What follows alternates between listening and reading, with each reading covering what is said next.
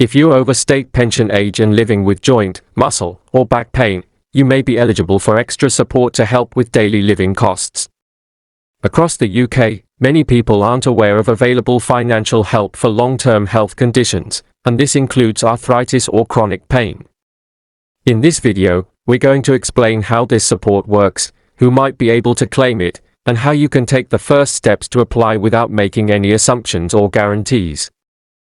Now, before we go further, it's important to remember that everyone's situation is different. This information is general and aims to raise awareness about benefits that some people may qualify for. Let's begin with some facts. Thousands of older people are currently receiving support through two key payments, Attendance Allowance and the Pension Age Disability Payment, also known as PADP, which is specific to Scotland. These benefits are designed to help people with the extra costs that come from living with a physical or mental condition that makes everyday tasks more difficult. Conditions like arthritis are especially common among older adults. In fact, nearly 500,000 people across Great Britain are currently receiving attendance allowance for arthritis alone. And many others claim for different types of muscle, joint, or back pain. In Scotland, nearly 45,000 people are receiving help with arthritis, and over 74,000 are getting support for muscle and back pain. While these conditions are common, especially lower back pain, which affects millions of people across the UK every day, many still don't know that financial help might be available. So let's explore what these payments are, how much they are worth, and who might be able to claim them. As of the latest figures, around 1.7 million people across the UK are receiving attendance allowance, with about 150,000 of those living in Scotland.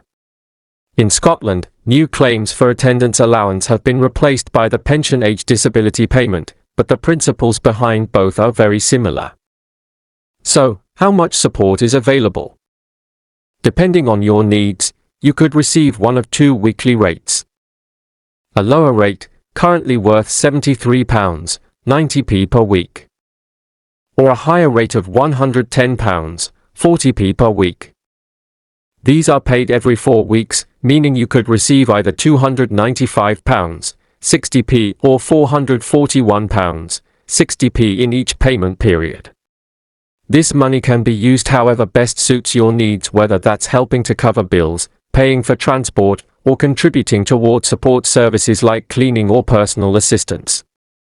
And here's a key point, these payments are not means tested. That means it doesn't matter how much money you have in savings or what your income is. The focus is on your personal care needs, not your financial background. These benefits are also tax-free and won't reduce your state pension or other payments you already receive. You might be wondering, am I eligible? Let's look at who can apply. You can consider applying for attendance allowance or PADP if you overstate pension age. You have a condition that affects your ability to manage daily activities. You require help or supervision during the day or night. That help might involve tasks like getting dressed or undressed, washing or using the bathroom, eating or drinking, getting in or out of bed, staying safe throughout the day or night.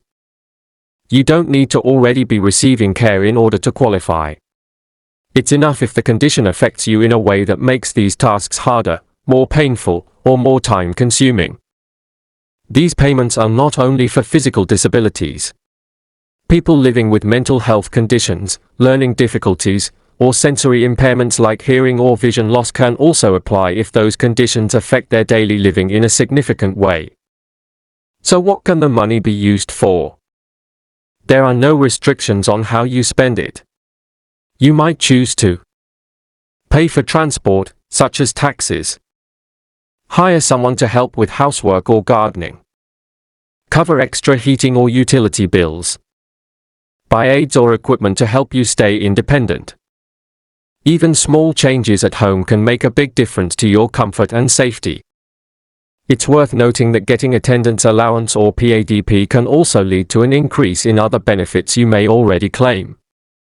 For example, you might become eligible for a higher rate of pension credit, A council tax reduction. Help with housing benefit. Now, let's briefly talk about how to apply. For attendance allowance in England, Wales, and Northern Ireland, you can find full details and the claim form on the gov.uk website. The form is quite detailed, but don't let that put you off. Many charities and organisations, like Citizens Advice, can help you complete it. In Scotland, if you're applying for PADP, you'll go through Social Security Scotland. You can apply online or over the phone.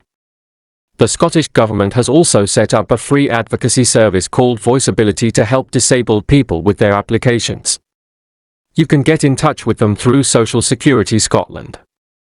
It's important to note that if you already receive Personal Independence Payment, PIP, or Disability Living Allowance, DLA, you won't be able to claim attendance allowance at the same time.